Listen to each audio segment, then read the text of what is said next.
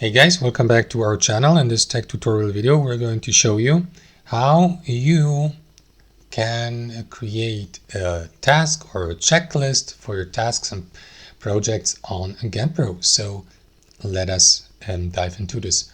So guys, navigate to your project on GanttPro, click into one of these views and select a task. Let me go with that subtask here. So as you can see, I added already a checklist to that task, so that's not the best example. Let us go with this one here. So what you want to do, guys, is access the task settings by clicking into the given task, click into the task description, and simply use the checklist feature here amongst these text formatting tools. That is going to add the first point of your checklist, fill it with text, like for example, I don't know, instruction 1 or something like that. Press enter.